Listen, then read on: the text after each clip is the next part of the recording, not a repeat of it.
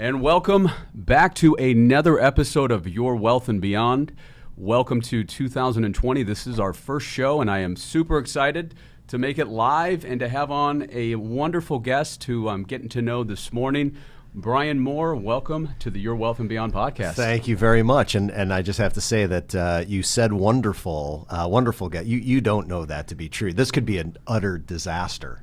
You know what? I'm thinking high level here that we're going to hit this a home run, but you're right. But I digress. So Brian is the founder of Mohr Impact Group. Yep. A consulting firm. Yes. Focused on what? It's focused on organizations that want to unlock the potential of their people by really honing in on the importance of human connection in the workplace. And I think in today's world where we're so connected technologically, yeah, but I feel like we're so disconnected with our relationships. It's so true. You know, the amount of time that we spend tethered to some sort of an electronic device. Hold on, let me check the time. Yeah. For good reason, right? I mean, I think technology has brought so many advancements, so much efficiency, so much productivity, and it's great. It does a lot of great things, but what are the consequences? And are we now bordering, and I would say yes, into a world where technology is actually becoming a surrogate for real human connection? And we're social creatures, and so how do we make sure that as we continue to focus on doing more with less, that we don't lose the importance and, frankly, the need that we have as human beings to feel connected to one another. Yeah, and I think that's so important in today's world. So working with the executives, the business owners, and the employees, yep, and having that higher vision together that they're on a mission to not just help their clients, not just help bring in revenue, but have that purpose. And especially, you know, the millennials, they really want to have that purpose. It's not so much about making money.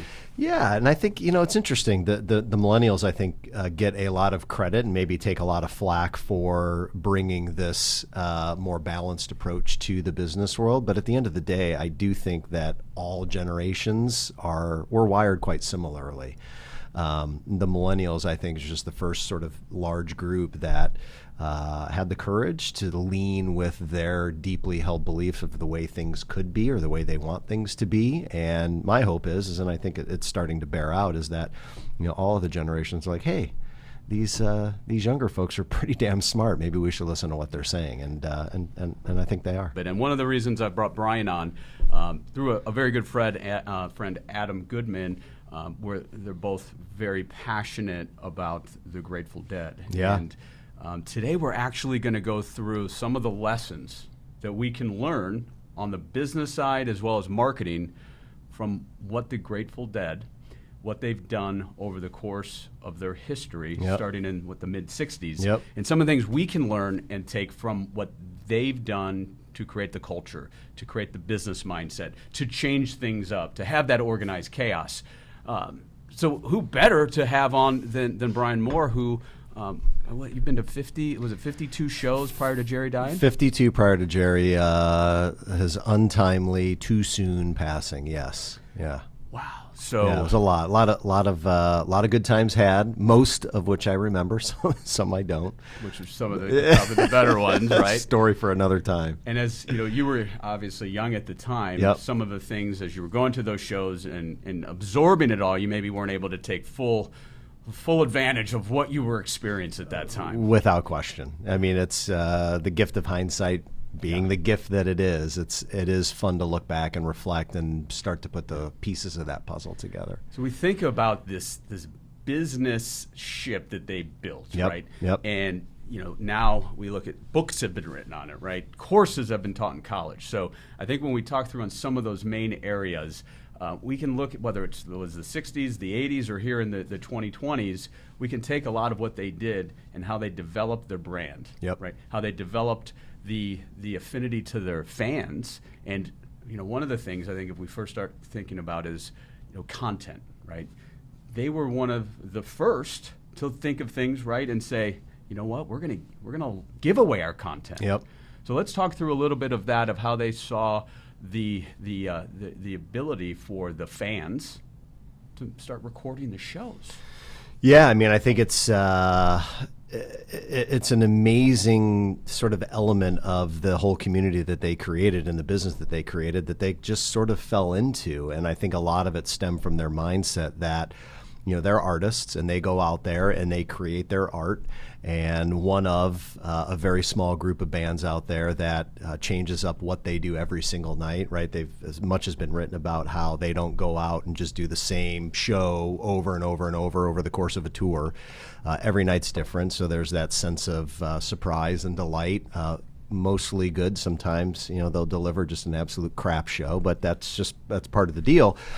And I think the philosophy of, hey, when we go out and we create our art, if somebody wants to record it, great, because when we're done with that particular piece of canvas, we're done with it, and take it, do what you want with it. And whether I don't think they were consciously thinking about, hey, if we do this and we let people record this, that's somehow going to help us continue to grow and proliferate what we're trying to do.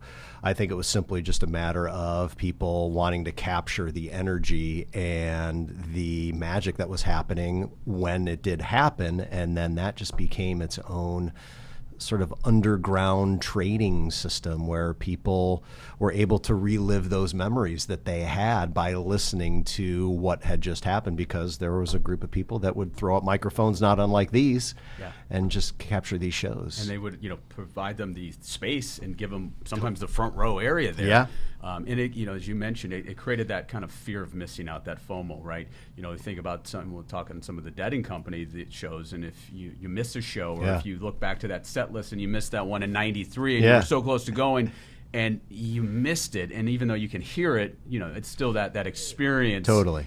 Is what you're there for. Totally. And it's just, anybody that's been following the band for any length of time, whether it's back in the early days or in the modern reincarnation of what it is, we all have those songs that we're dying to hear live. And so these 2-3 night stands that the band will do in any one particular city, you're just kind of walking in every night with your fingers crossed going, I hope I hear fill in the blank song, because I've heard it a gazillion times on a tape or CD or MP3 or what have you. I want to hear it live. And on that note, and I'll kind of use that to I'm going to take off this jacket, and I feel like if this is a Dead Show podcast, we're talking about songs that we want to hear.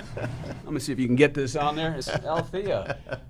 So that's definitely in today's new rendition of Dead and Company. This is a song that I think Mohr's starting to play really well. Oh, and I think it's the song that John would say is the song that brought him in to this whole Dead community. I just listened to, I think you had heard it as well because Adam shared it with us. John was on that Al Franken podcast, and I think, if my memory serves, John was talking about listening to a Neil Young Spotify, channel, and the 1980 studio recording of Althea came on from the Go to Heaven album, and that somehow was the song that pulled him in. Up until that point, you got a guy who's as unbelievable a musician and guitarist as John Mohr is, for that song to be the song to have pulled him in. It's just super interesting. Yeah. So well worn here at the podcast. Perfect timing on that. Yeah. And when we think about Atari might be a little upset, but who knows? Hey, there are no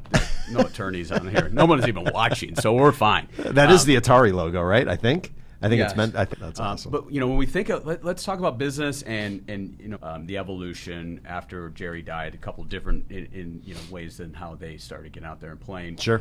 But two things when we think about a leader, right? And Jerry was kind of the glue that kept it all together. Yep. Even though as a leader, maybe he wasn't the most vocal, but he led and he was the one they looked up to. So when we lose a leader, and whether it be because they get ousted, they retire, what can a business do to ensure that the culture lives on if that leader, if that founder steps away? I mean, I think at the most core essence of that is preserving and carrying the flag, the torch of what it is that leader, what the purpose was and how that leader manifested that purpose. Most businesses, if not all businesses, start to solve a problem, better a human condition, bring a new product or service to the world that's going to improve the lives of whomever that business is there to serve.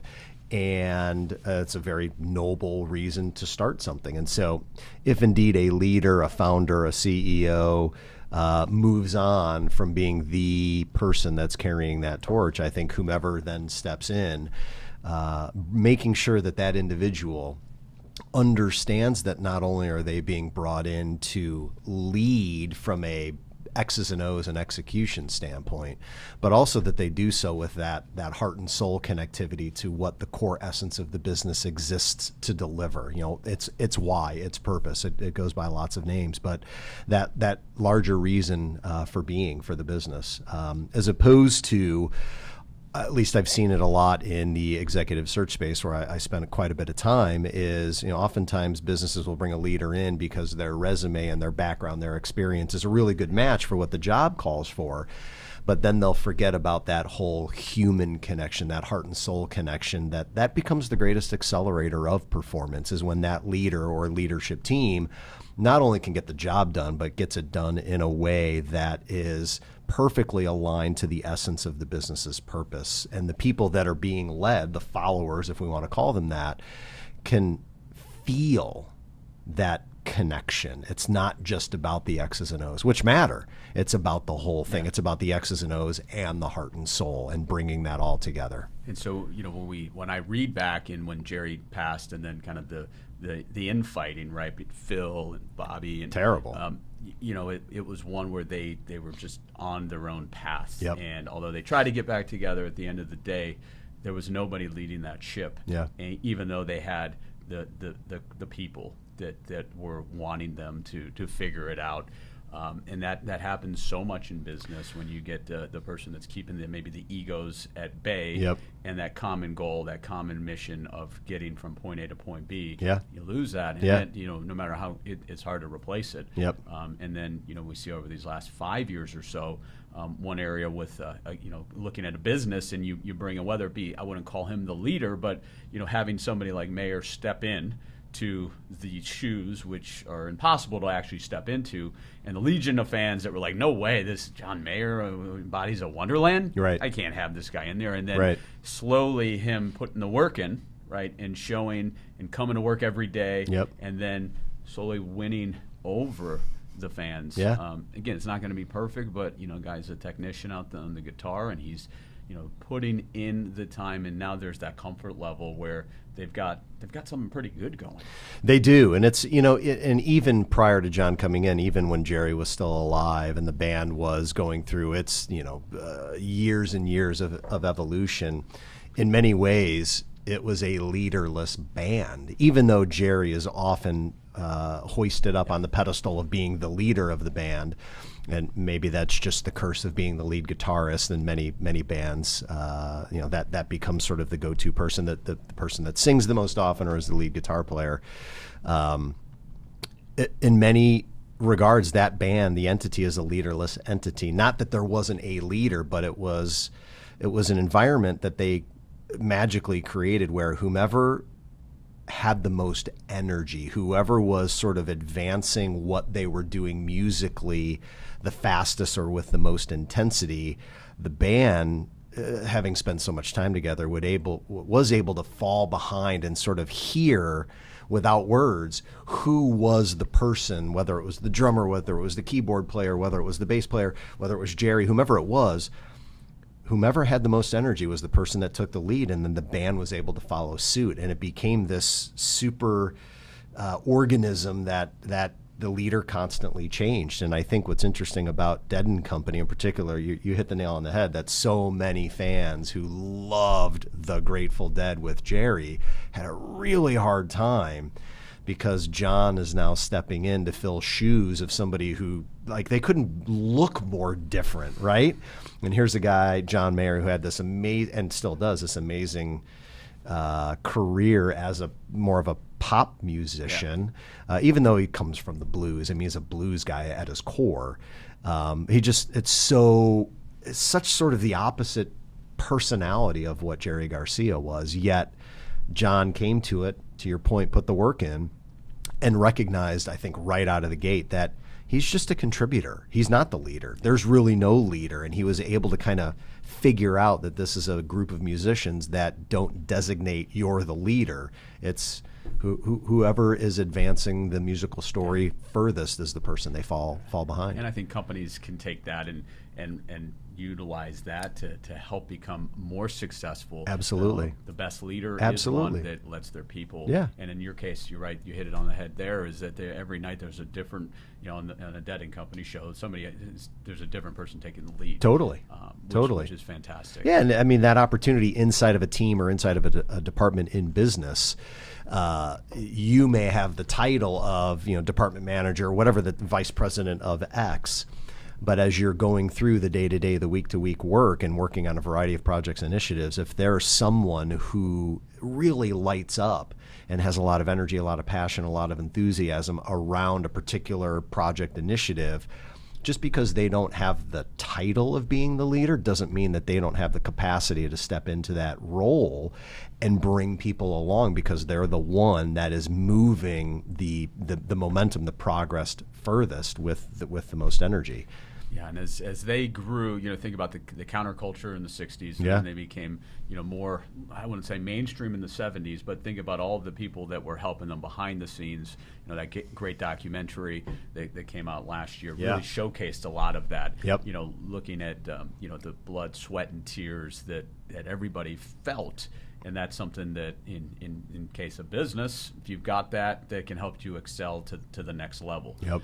So when we think about social media now and this, we're so connected, but we're not connected.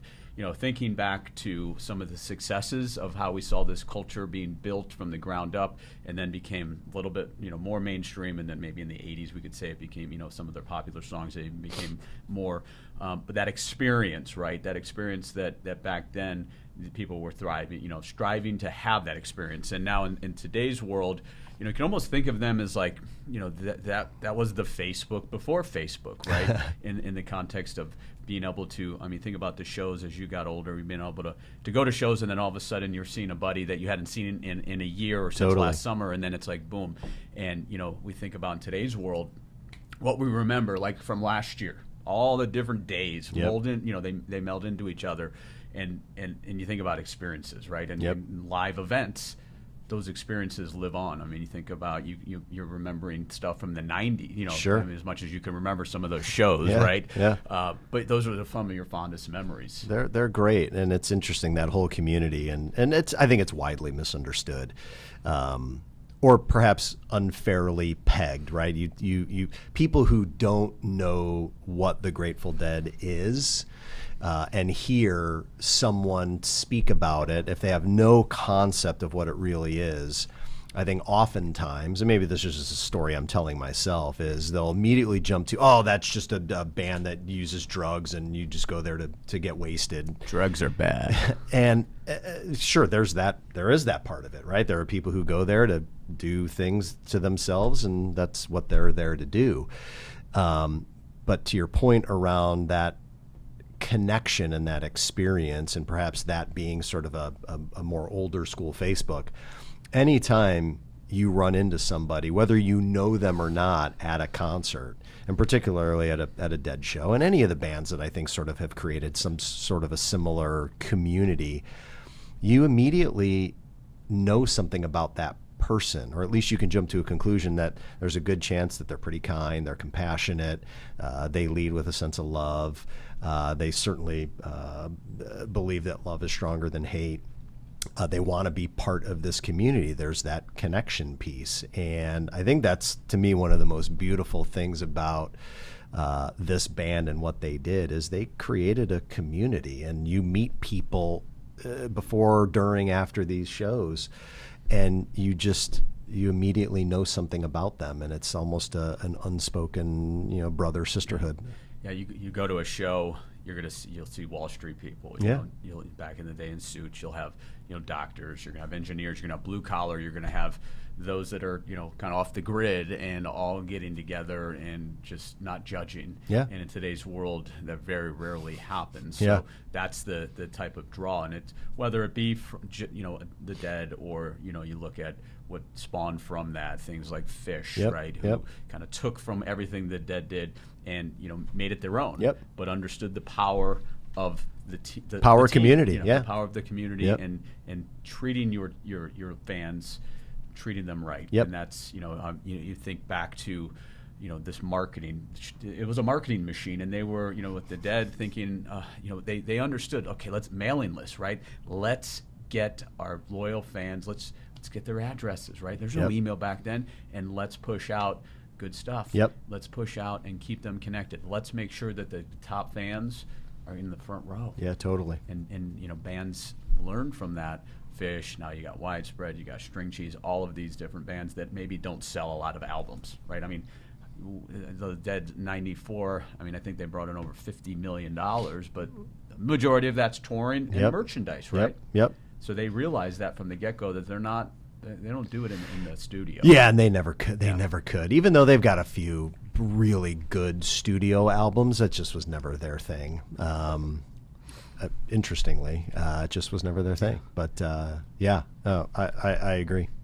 And they realized early on, okay, we're gonna, even though it's like that organized chaos, we're gonna look like we're just kind of doing our thing and flying at the at the rails of hey, we'll make it happen the next day. But they really created a company, right? And Without question. a real company. Yeah. Board of directors Yeah. were them. Yeah. They didn't have the record company telling them what to do, and then they realized early on, that they could do really well with the merchandise. Yep. But then think about what they were able to do with that community. Is how many entrepreneurs did they create? It's unbelievable. And it's still to this day, Yeah. right? It's got to be in the tens of thousands, whether somebody's selling something on Instagram now, or you go to Shakedown Street, and they are literally, some are just surviving Yep. to go to the next show. Yep. But that's what they That's saw what from they the get-go. Hey, that's what they are choosing to do, right? Nobody's forcing anybody to do that.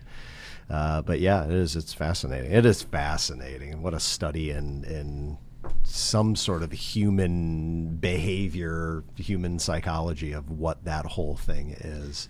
And you think, the branding of what they created, it's in line with Nike, it's in line with Apple. Yeah. You've got that loyal fan base that will stop at nothing to be part of that. Yep. And it's the same premise with all these companies that have developed and continue to evolve that brand. Yep. And align themselves for hopefully the right mission. Now, Yep. as companies, as everything gets bigger, it gets more convoluted. Google, we are no evil, right? What's their saying? Do no evil, or right? do no harm, or And now they own us. Yeah. So Yeah. and they really gave that give away the content, and then we became their revenue stream. Yeah. So that's a whole nother podcast that we could get into. But it's about creating the tribe that and that's what good brands do. Create 100%. the tribe, Yep. and then focus on them. Find your fans and treat them really, really well.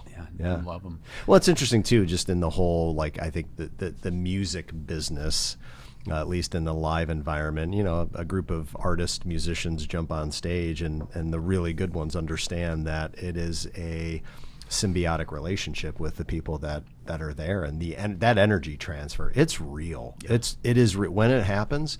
I was this was maybe 2 or 3 weeks ago. My wife and I and some friends went to the Van Buren, the music venue in downtown Phoenix area, and we saw a show, the Trey Anastasio band, the lead singer, guitar player from Fish, and he has a side band. And there were moments in that show where it's hard to put it into words, but every single person in the room, whether you had an instrument on your shoulder or you were in the audience, we were connected, which might sound goofy, crazy, whatever. This is not a drug-induced feeling. This is like 100% sober on a Tuesday night, and just everybody was on the same wavelength. There were moments where it was just undeniable that we had fallen into the groove, into this groove. I don't know what else to call it, where you could look up on stage, you could look at the person to your left, person to your right, and it just, everybody was feeling the exact same thing, like, wow, we are in it. And those moments, that's kind of what you live for, especially in a live music environment. Well, the Van Buren is a perfect setting for that. Great venue. But you can't replicate those experiences. No, you can't. And the band doesn't know that that's going to happen, right? That's just that's what happens when everybody is united by a common purpose. Band, audience, lighting, sound, venue, like everybody. It was just one of those moments. Yeah, I saw Gary Clark there about a year ago. That's true. That was great. That was incredible. Yeah, it's a neat room. It's a really neat room. That was the first time I'd ever been there. It's a great room. I missed that Tuesday night. It was a rainy, cold Tuesday. Yeah, it was. It was really, really cold. Now I got FOMO missing out on that. So, if you were to plan your perfect show, what 5 songs would you want to hear? Oh, wow. Uh-oh. Oh, man. Oh, no. We're going there. Plan my perfect show. All right. So I am dying to see Mr. Charlie, which is a song that got put on the back burner after Pigpen died back in the early 70s. So I never got to see that. They never played it after Pigpen died. He was one of their early. He was one of the lead. He was one of the originals. Ron Pigpen McKernan. I think he died in 72, I want to say. But nonetheless, so that was one of their more bluesy songs. John I don't know if John brought it back, but John sings it, and he's been doing that tune. They've busted it out a few times. I love seeing St. Stephen. There's something about that song that just, to me, that is the essence of the Grateful Dead. I love seeing that. A Morning Dew, love hearing some of these tunes, although I still struggle a little bit with some of the songs, more of the ballad songs that Jerry's old man, very fragile voice, he commanded a presence over the storytelling of these songs that, Bobby's doing the best he can. And if third song is hard to hear without. It's just hard. There's some songs, like there's that indelible mark of who's singing it. Stella. I mean, there's just, what else would I be dying to hear? And this could go back to even with Jerry, so it's. But these are all. They're all. You can keep going. I take what they give me, right? It's. If going back to the statistics on dead, songs. What do you think beyond Space and Drums? What's the number one song they played? Well, the one that they played the most often is Me and My Uncle. So that tune, kind of an old cowboy Bob Weir sung tune, is the song that they played in repetition the most times throughout their history. I don't know what the number is, but they played it a lot. Yeah. It's quick, fun tune. It's fun. And I think playing in the band, they did they did that a bunch. Maybe didn't even do the whole song. Sure, it's always just somewhere hiding in between. Different songs and so forth. I was looking, and I think I was surprised. Like top 15 or so was like Mexicali Blues. Which, I'm sure that's up there. Yeah, they don't. That company doesn't play that much, but that's a fun one. Yeah. You're right. We haven't heard that much. Yeah. So your whole with your career, it's been helping to place the right employee with the right employer. Yep. And then as you started looking at this and saying we want to focus on a purpose base of finding, what does that mean to the listener? So kind of maybe going back a little bit to what we were talking about earlier, this notion of leadership in business. I think for a really, really long time, it was the individual who had the most experience in a particular field, a particular discipline, and the human aspect of that individual leader's connectivity to the larger reason, the larger purpose, the larger why behind the business is why is it in existence, is a piece that I don't know that it got nearly as much attention as it deserves. And it's interesting, too, because if you rewind the clock back in the mid-1940s, there was a Harvard professor, his name's Elton Mayo, who is the guy that is credited with launching what became known as the human relations movement. It was one of the first individuals, academics, to say, listen, the environment that, the work environment, how people feel about the work is as important as all the other criteria that we have been studying up until that point. And yet here we are in 2020, And it's as if we're still figuring that out, that how people feel about the work that we do, that they do, matters.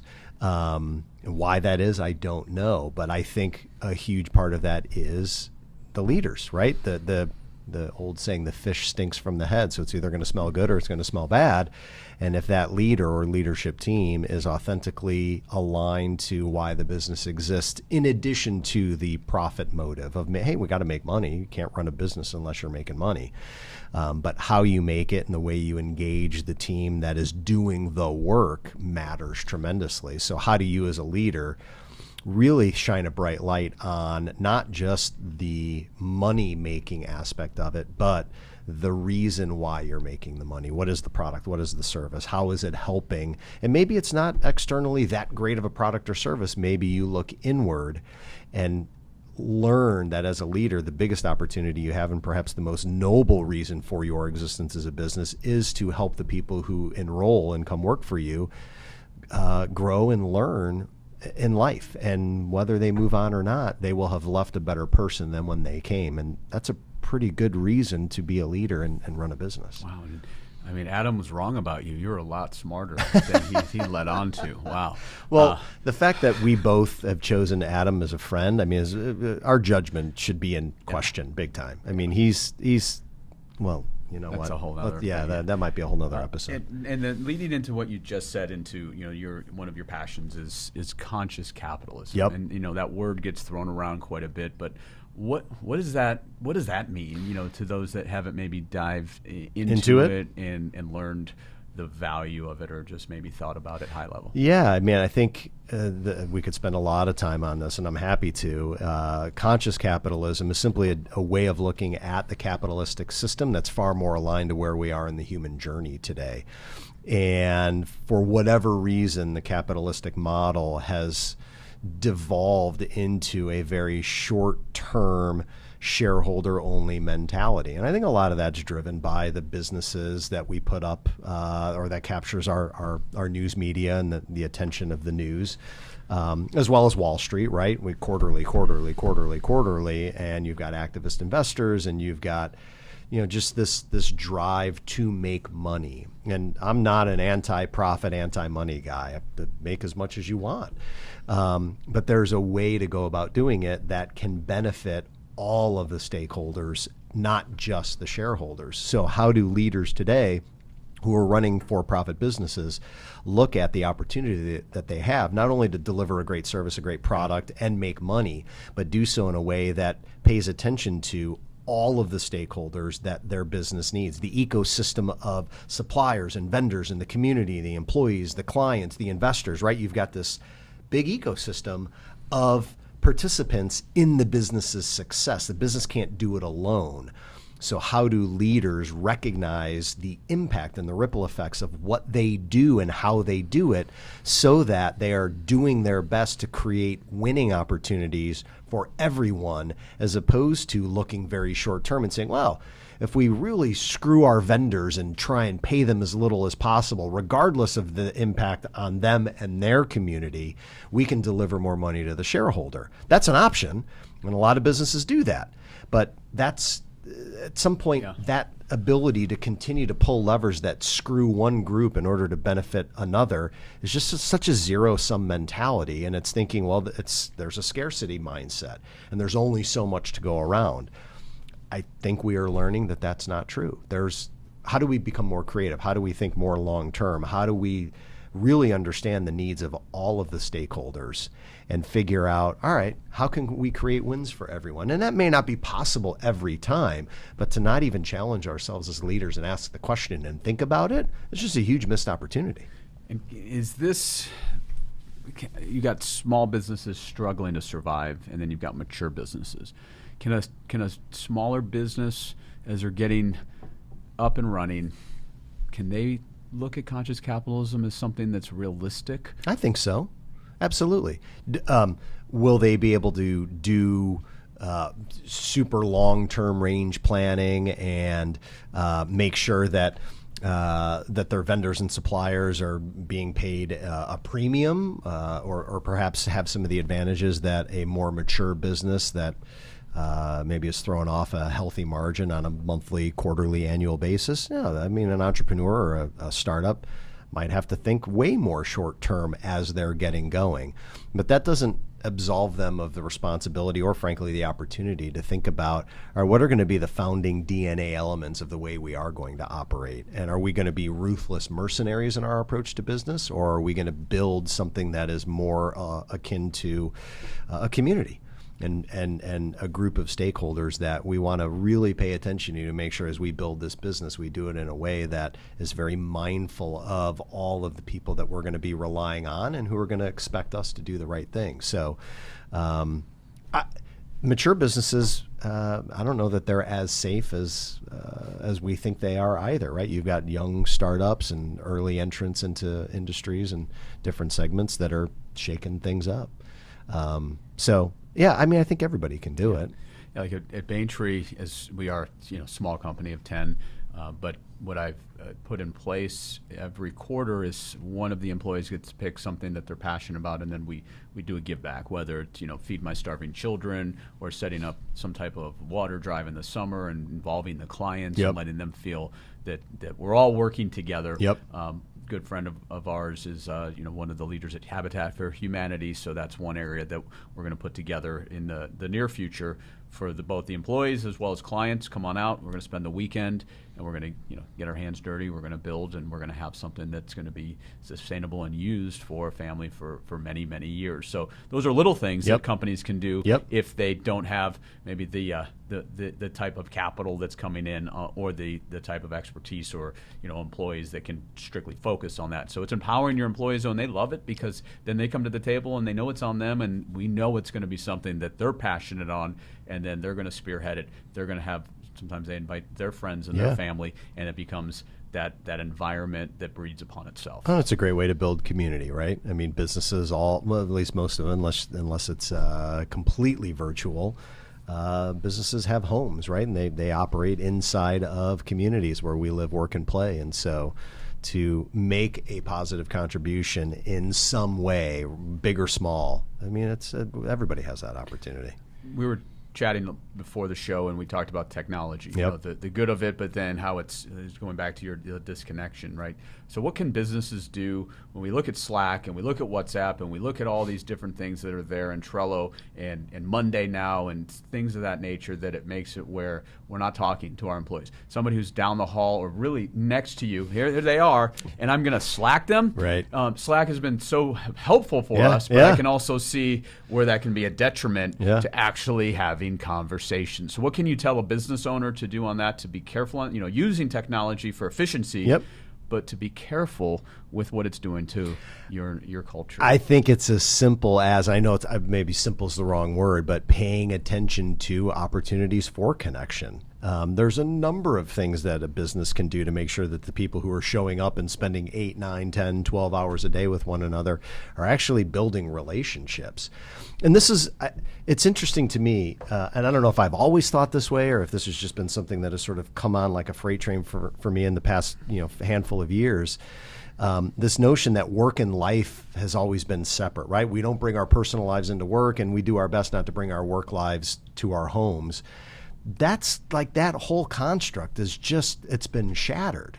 And so, you hear a lot about businesses want their teammates and their employees to show up and be their whole person. I don't even know that we know what that means yet. Maybe we do, maybe we don't. But if we're going to sort of lead with that kind of a mentality, then we're going to need to create time and space for connection opportunities. Gallup, the Gallup organization, has been studying employee engagement since at least since 1996, when they launched their famous Q12 survey, which measures the health of the global as well as the American workforce based on their engagement study. And one of the top 3 criteria of the 12 questions of the Q12 survey, I believe it's a statement. It's like, do I have a best friend at work? And year in, year out, what they have found is whether or not someone has a best friend at work is one of the most important leading indicators as to whether or not they're going to be engaged with the organization and engaged in the work. So there's something there about whether or not we feel a sense of connectivity to the people that we're working with. Now, I'm not saying you've got to have a whole room full of best friends. That's just unattainable, right? That's not going to happen. But year in, year out, if they're saying that the depth of connection you feel is an important indicator as to how you feel about the work you're doing, and perhaps the length of time that you're going to stay, the amount of discretionary effort that you're going to bring to you or bring with you to the work that you're going to do, why would leaders not work at fostering an environment where people can connect? Another recent data point that I think is fascinating, this is recent, maybe is a bit of a stretch, but back in 2012, Google launched their Project Aristotle initiative where they wanted to find out what are the ingredients that are absolutely necessary that lead to consistent high-performing teams. And after a 2-year study, like 180 teams across Google, mostly engineering teams, but I think it was a mix of engineering and sales teams, 2/3 engineering, 1/3 sales, what they found was that psychological safety, the sense of, if you and I are colleagues, how willing are we to take risks in front of one another? How willing are we to be vulnerable with one another? That essence of psychological safety, if I make a mistake or I raise my hand because I don't know the answer to a question or I need your help, that I don't feel like you're going to take advantage of my temporary ineptness to solve a problem. You're not going to take advantage to advance your own career at my based on my inability to do something. Well, in order to even feel vulnerable, in order to take risks, I think like a necessary ingredient to that is, do we even feel connected? Do I feel connected to you? So what can leaders do to create an environment where human connection can happen? It could be done in a variety of ways. It can be done in new hire orientation. It can be done in every team meeting where you simply set aside 5 to 10 minutes to create an opportunity to do a check-in, to do some sort of a connection where people can talk about the things that are really important and happening in their lives right now. And that might be taboo for some because we want to leave life at the door and not bring it to work, but who are we kidding? Yeah. We can't check part of who we are and forget that if I'm dealing with a family member who's sick or a teammate who's sick, like that's real. And I can't just, at least I can't modularize that away and pretend like it's not going on when I come to work. I mean, a good leader has empathy. I mean, I guess, there's powerful leaders out there that are psychopaths. They were the true definition, where they're able to run over people and build their company. But at the end of the day, that's a culture that's destined for failure. In most cases. Yeah. Sometimes it's not a culture that I want to be a part of. No. It's interesting, though, because some people do. Some people just, and that's okay. Yeah. But as long as they know. As long as they know. Into. Yeah. As we close up here, I mean, if you were to think, who do you think would be a better employee? Rambling Rose or Stella Blue? If you were to hire one of them. I don't even know how to judge that. I would say based upon the sort of more upbeat nature of Ramble on Rose, I would go with Ramble on Rose. But there would be a time and a place for the sense of empathy, not that Ramble on Rose wouldn't have it, that a Stella Blue would bring. I feel like Rose would bring a little bit more creativity, some more passion, more energy. Yeah, but maybe Stella's your steady third baseman who comes to work every day. She doesn't cause a lot of problems. Probably not. Except when love comes involved, and then it becomes a whole shit show. It could be. Well, that's good. So we covered a lot today. For the listeners, being a leader or working for a company where you have the common belief, the culture, and you shouldn't just work for a paycheck, especially in today's world. So the leaders that are out there, things like you had mentioned, huddle up, have quick one-on-ones with your team, and really focus on understanding the pulse of what you're building, not just the pulse of the revenue or the client or the customer, bringing that all together. Easier said than done. Absolutely. And sometimes you need professionals that will go in and help you get outside of your box. The one thing I think that's important is maybe offsites. Absolutely. Offsites, onsites, all of it, right? Just creating opportunities that might feel foreign to what the normal workflow is. But create those opportunities for connection. And I know we're trying to wrap here, but loneliness is a real thing. And the amount of connection that we use technology for is really, really good on the productivity and efficiency side. But the question that I am constantly asking myself is technology, is it becoming a surrogate for real human connection? And I'm fearing that it is. And it sort of coincides with, there was a recent Cigna study. I think they did it with UCLA, or it might have been UC Berkeley. I apologize. But more than 50% of Americans, based upon the research that they did, answered the question, do you have at least one meaningful social interaction each day? And more than 50% of Americans said no. So, the impact that loneliness has on us is pretty profound. I mean, we're social creatures by nature. Connection is part of what we need to adapt and survive. And if 50% of Americans aren't getting some kind of connection that we need for adapting and surviving on a daily basis, how many days in a row can you go before that really starts to weigh on you? And you go to work, and are you performing at your best? Probably not. And then you're going home and you're swiping left or swiping right or swiping up, and you're living, vicariously through all these other people. And then you're questioning, what am I doing with my life? And you're not having those friendships. I don't think you need a whole bunch. You don't need 30 friends, but having those core, just a few, that provide you that peace of mind, that sanity, those experiences, being able to share. And I think that's what so many are missing. Some have a lot of the circle, but there's no real true connection. Yeah.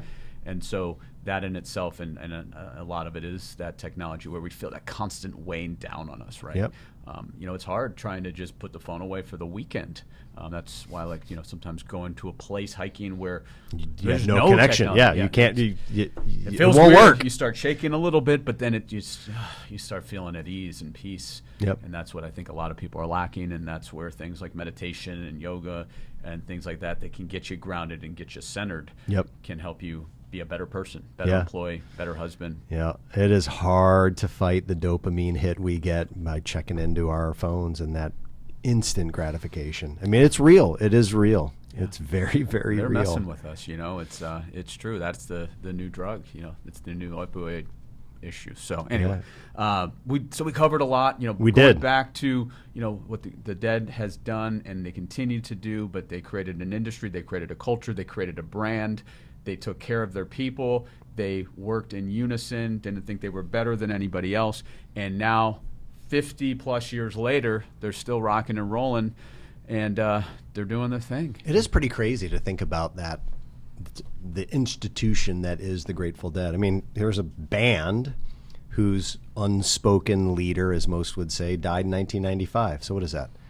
15 years? No, 20, oh my God, 25 years ago. 24 years ago. Yeah, it would be 25 years ago. And they're, maybe it's just the bubble we live in. They seem to me to be as relevant as they ever were. Well, it helps too with having Sirius, the Grateful Dead channel that keeps continuing on.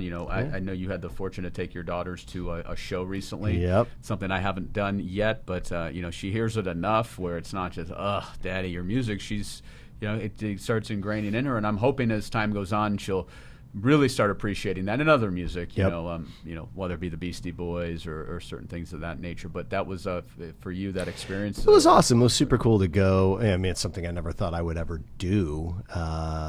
But to go, because they both my girls, they're teenagers now, and my wife and I, we contemplated, like, do we really want to expose them to the shenanigans that can happen and often do happen at a concert in general, regardless of who it is. But we've done a really good job, at the risk of sounding overly confident in our parenting skills, of teaching them right from wrong, and they really enjoyed themselves, and it was a lot of fun. And they've been listening to it their whole lives, because I've been listening to it for their whole lives, and for them to see it live, and they both, I have two girls, they just think John Mayer is obviously, drop dead gorgeous. So we're excited to see him perform live. And it was really a lot of fun. Yeah, he definitely is bringing a new, class of fan. Definitely. Sure. Did you walk him through Shakedown Street? We did. What did they ask you about the Daddy? Why is somebody taking a balloon and sucking Yeah, down? they were very interested in the whole nitrous balloon thing, and I mean, we explained that that's typically what you would get at the dentist if they were doing some sort of an oral procedure and had to put you under, and they're like, well, isn't that dangerous? Like, well, yeah, it is very, very dangerous. So you had them just split one? Yeah. We figured splitting one would be, absolutely. Fine. Yeah, we Such a good dad. The balloons are so big these days, so yeah. So big. We're just kidding. If there's anybody out there, this is a joke. Yes, no balloons for my children. not even close. Yeah, but then to just have them, experience with you. Yeah, and them it was cool. super cool to actually have the conversation, so that we, people that they trust, could explain to them, because they saw people sitting on a curb who were had just taken a decent inhalation of a balloon, and they're watching them like that's crazy. Yeah. Like, what are they doing? Like, well, explaining exactly what they're doing and what the brain dangers cells are. it's killing. Yeah. So I'd rather them hear it from me than one of their friends who's going to maybe not give them the right information. Well, that's true. Yeah. And that's a whole, parenting is about communicating. We're not going to get into parenting now, but fantastic. So thanks for coming on. This is my pleasure. Thanks for having me. I appreciate it. In the show notes will be ways and how you can contact Brian if you want to, learn on how you can make your workforce more purpose-based and connecting the employees and connecting to that higher power of whatever it is that you're striving for. So I think you're doing fantastic work. Keep it up. I appreciate it. Thank you. And thanks for having me. You're very welcome. And stay tuned for a new episode later this month of Your Wealth and Beyond. Happy planning, everybody. Thanks so much.